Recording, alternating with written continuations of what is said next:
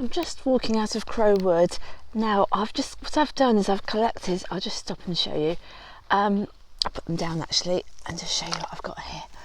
I've collected just a really few of lots of different kinds of hedgerow fruits. Now I know what I said about the blackberries last time, but I have put a few blackberries in, the ones that were good, and also some sloes and some rosehips and some hawthorn berries and rowanberries. There were very few rowanberries and I had to come into Crow Wood for that. The idea was everything was going to come from the lane, but there aren't any rowans on the lane, so it's hardly cheating because it's just at the end of the lane. I will just keep walking while I talk. What I want to make is a kind of ritual hedgerow jelly. So it's not going to be a huge quantity. It's not going to be something that will sustain you through the winter or anything like that. It is just, so there's a little jar, I don't know, it might make a couple of jars of special the essence of the hedgerow, and then perhaps to have that at midwinter was my idea, before the fruits have all gone, or all, not so much all gone, but they won't really be fit for use for this purpose. And there are lots of others for, again, I always go on about the wildlife, but I really have left a lot for wildlife. There's not much here compared to what's actually in the hedgerow. Well, of most things, there are lots of sloes, for example, and there are quite a lot of hawthorn berries as well. Ideally you would have crab apples. There's some of the hawthorn berries, for example, because they are what will help it to set well, but there aren't any growing around here that I know of, so it's not really cheating, I tell myself, to use apples from the garden because, well, they're from the garden, so they haven't been bought or come from elsewhere. They're kind of foraged, but foraged from home. And I'm going to probably put about an equal amount of the apples in to all these berries, and then I'll cook them up and then I'll strain them, I guess, overnight. And I'm not going to be too purist about making sure the jelly's clear or anything. I'm quite happy to squeeze the bag, which means it comes out cloudy but you get a bit more quantity. So, which I think will be a small enough quantity as it is, so we might as well do that. And I'll show you how it goes while I'm doing it. It is just to have something that can be eaten and enjoyed at midwinter and have a flavour of this beautiful autumn that we're having. I've just spotted these on one of the wild roses on the way back. They're Robin's pincushions, which are made by, well, I'll have to look up exactly what they're made by, but I think it's a grub or insect or of some, or wasp perhaps of some kind. I must look that up.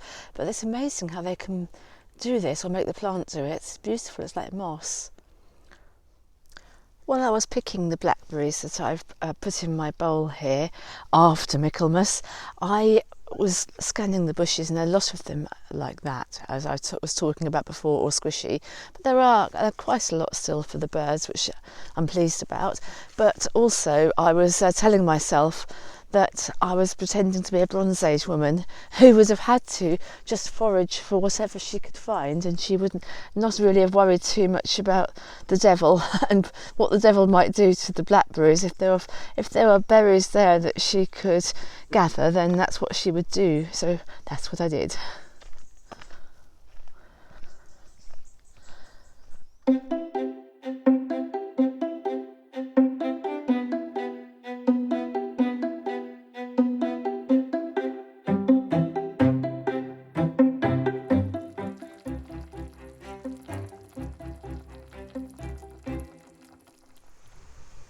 Here we are.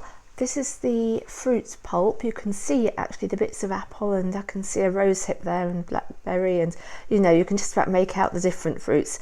I've cooked them up until they were soft, and I'll just quickly show you the setup. I'm sure a lot of you have made jelly before, but I don't usually do anything quite like this because it has sugar in.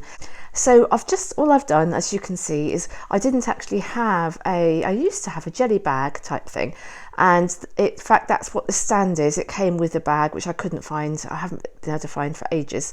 Maybe it got lost when I came here, I don't know. But I had a bit of cheesecloth stuff. I think you can actually buy them as squares, muslin squares, but it was in the drawer anyway, and it was clean, so I used that, and I sort of just tied it around the legs. You can see where I've tied it there. You could use an old tea towel or something like that. I think it will stain it, but it doesn't really matter with something like this. If you wash it well, you can use this again and again. So this has been dripping overnight. and I don't think it'll drip anymore. If you wanted to keep the jelly really clear, you would not squeeze the bag, but I'm not bothered about that. I'd rather get more juice out of it and have it opaque. So when I take it off carefully, I can see it's going to be a bit of a performance. I will squeeze it out the rest of the juice, and what you do then is you measure the juice and you add an equal amount of sugar. Now I could use coconut sugar, which would probably be a little bit healthier than cane sugar, but I'm going to be using a golden granulated sugar I already have. I think the coconut sugar would change the flavour a little bit too much for this, and I've got it already, so that's what I shall use. So if you had a pint, sorry to use imperial, but it's kind of the easiest way to think about it. If you were to use have a pint of juice, you would add a pound of sugar. I'm going to add the juice of a lemon as well, just to sharpen it up a little bit and give it a bit more flavour, I think. And then you just boil it well until it sets, basically, till it will set. When you put a drop on a saucer, when it wrinkles, it's ready. So I'm sure a lot of you have made jam and jelly before, but I thought I'd just show you how I set it up in case you wanted to do something like a jelly and thought you needed some elaborate equipment. Although I have used this metal frame before, in very old days, I used to have a tall stool I used to turn upside down and tie a tea towel to. In fact, I used to use 4 elastic bands on the legs of the stool. So it's always easy or possible to improvise. So when it's all made, I will show you the little jars.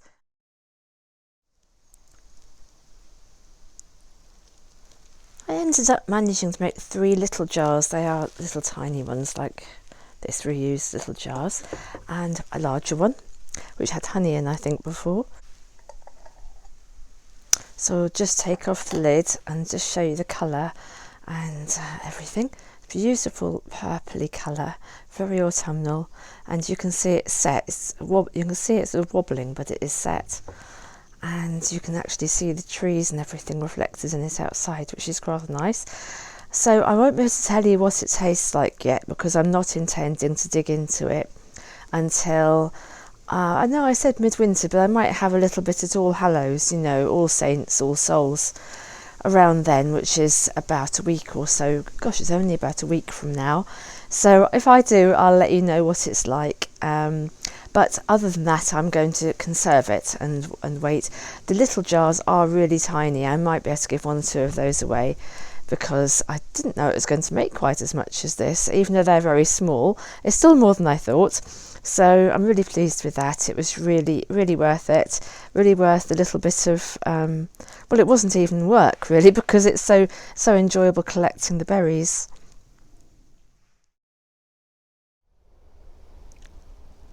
There was a big storm a couple of days ago, or it was an evening actually, and I could hear the rain hammering down and hammering into the chimney, and I thought, I wish I'd picked those seed heads I was going to pick, or some of them.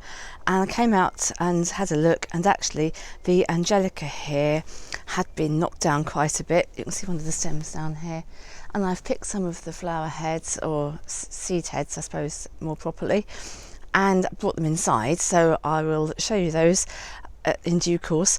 But the other ones, which were the horehound, I'd also sort of thought would be good to pick. I did pick a few, but they're very, very fragile. I hadn't realised quite how fragile they are, so I'm just going to use a very few of those inside.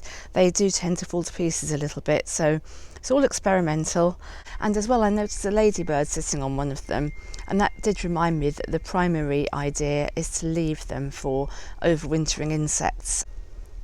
I don't think these particularly, but of course some seed heads will be food for birds like goldfinches, who you see coming down onto such standing seed heads as this. And the last thing I want to do is just to take them just to decorate the house, when they could be being useful out here. So I'm just having a few, and there probably are others I can have a few of as well and make something, which I'll show you when I get round to it a bit later in the season. Now, talking about the season is moving on, and I'm not going to do a full tour of the back garden today, but I'll do one next time, a sort of All Hallows one. For now, I thought I would just show you what it's like at the moment, because I've been really busy sending out the pre-ordered candles. I'm going to do it. I've put together a little kind of sequence showing you what I've been doing, because it's the last one in the project, so I thought you might just like to see it, little bits of it from beginning to end, just little bits, because I didn't film everything I did. I don't quite have a full plan B of what I'm going to do now, because the candles were supporting me for the last 2 years. It was a 2-year art project that followed the seasons, and there were stories and candles, and this one for All Hallows brings the sequence to an end, which is very pleasing in some ways, because it's what I set out to do, and it's been, I think, successful, but it does leave me now having to decide what I'm going to do to support myself here. So watch this space. Although it's been lovely weather on and off, but mostly on, I haven't been out here gardening because I've been doing that really. I'm not very good at multitasking, and when I was giving all my energy to the candles, but I have still got some left, but the ones people have actually pre-ordered, I've sent out the last boxes yesterday. So it's left me kind of in this space where I've got to decide quite how to proceed, which is always good to be taken out of your comfort zone, I guess. But one of the things I'm definitely going to do is take some time out to work in the garden. I've got lots of ideas of what I want to do. So I mean, in a modest way, it's only me, you know, but I've still got some ideas. So if you'd like to come along with me, you'd be really welcome. I thought rather than doing a kind of full tour and it's seeing how things are, I thought I'd just look at a couple of things, and then hopefully you'll see the difference in a little while. And yeah, I mean, not so it's all going to be overnight some kind of show garden, and I wouldn't want it to be, but I've still got some ideas. So, and also I just want to be able to walk through the woodland and bring you with me through the woodland. So I'm hoping to do, you know, some work so that becomes possible. You can see, because of all the mild weather we've had, the thistles are growing again. Lots more nettles at the other end of the garden which have regrown, which is not a problem, especially at this time of year. In fact, if anything, I could be harvesting the tops and using them, and I probably will make some soup. You just start to see the colours more vividly, where things are thinning out, like the sea buckthorn berries here. And I've just noticed that the apples have fallen off the Adam's pear main, huge apples, so I shall collect those up. And I also want to say that I picked the rest of the pears, and I'm going to count how many I've got in total. The others are ripening up nicely, and these picked a lot more easily than the first ones, so I think I probably could have left them all till now, but it's all, you know, you live and learn and find these things. These lovely seed heads. This is a big clump of, I think it's a scabious, well, it is a scabious. I'll show you one of the flowers which is still flowering, which I didn't plant or sow, but it sowed itself from an earlier thing where I thought I might grow flowers for cutting to sell, but I decided that wasn't really going to work. It just wasn't going to work in various logistical ways, but I'm still glad I did it. And considering that they've now self-sown some of them, and I've got these lovely flowers in between the trees, as the trees grow, I'm sure it'll be self-regulating. It will decide what can grow in various areas, you know, with the shade and everything. But it's nice to see the autumn colour, even in my own little woodland. That's a lovely hazel, which always have beautiful colours. And I'm sure there are some other nice colours as well we could have a quick look at. The dogwoods, for example, well, not all of them because they're all different sorts, but some of the dogwoods with the purpley black stems have got lovely colour leaf as well. And I'm just trying to see the wood for the trees, literally, because there are obviously things here that won't be.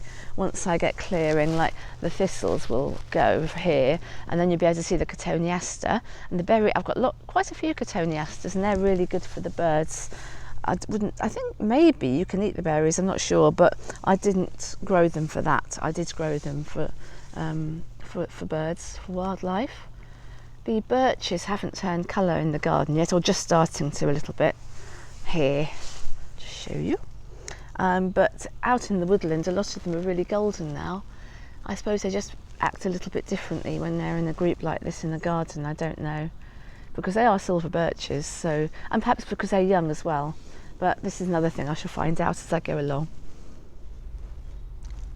The nasturtiums are still romping away. They're sort of spilling over into the vegetable garden and also into the woodland here.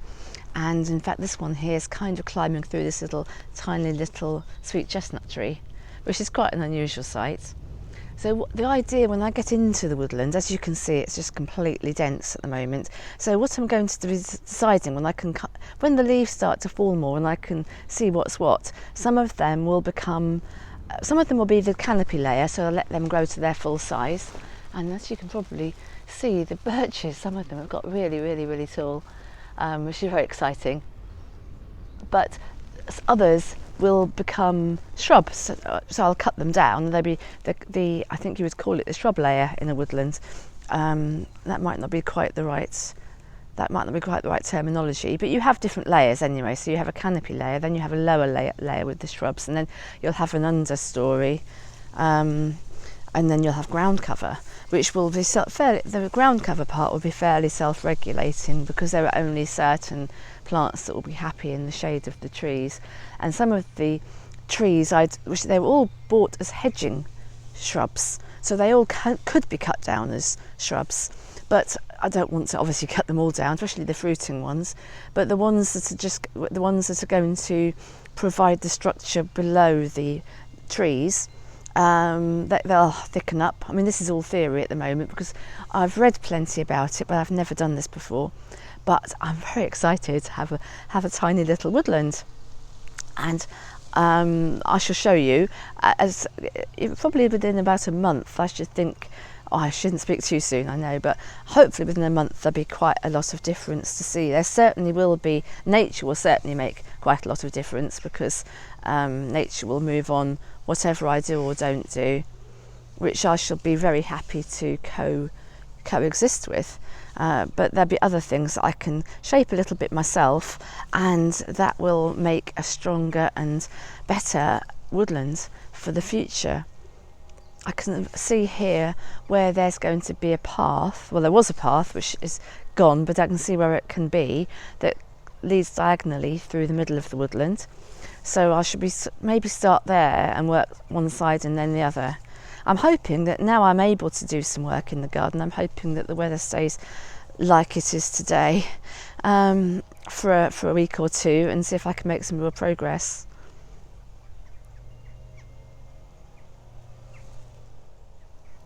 I should say as well, if any of you have got any experience with what I'm rambling on about and just trying out myself, but if you've got any experience with small, tiny, micro woodlands, do put in the comments below any suggestions you may have, and I'd be really happy to see them.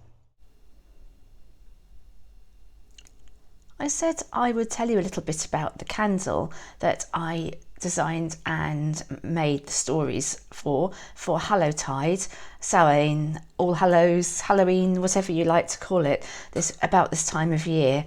And it's the last one I'm going to do, so I thought I've shown you some of them before, I think, but I thought I would just put together a few pictures of this one.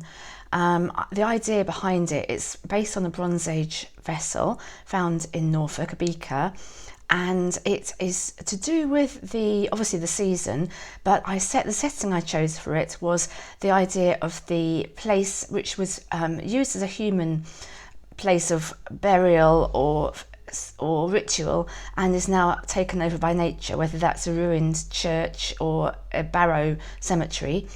And the crosses around the outside of it are connected with physicality and the five senses. I went into this churchyard nearby and found lots of examples of the equal-armed cross, which was really pleasing because it went so well with my ideas. And I also put into it the idea of the Day of the Dead in Mexico, where they have rich hot chocolate, which you can see here me participating in a graveyard, just as they do on All Souls Day maybe not just in Mexico, but in some parts of the world anyway, to share with the ancestors. I'm just showing you here a few of the little bits and pieces I made to go in with the candles. So they had a thank you card, a little blessing, and stories I wrote about bats, for example, and the wing of a swan, which you can see they've all got a wing inside them, and that's to do with a story about a Bronze Age Danish woman who was found buried with a newborn baby nestled on a swan's wing. And then there's rosemary, for remembrance. And here's a rosemary bush in the churchyard, it's just a walk down the road from me. I put some sprigs of this rosemary in with the candles, so hopefully when people open them up they will smell the rosemary as well as the essential oils in the candle. They're the little packets of hot chocolate that come with the candle as well. I've packed up the last few there, the last few of the pre-orders that I had by the fire. That's what they look like wrapped up.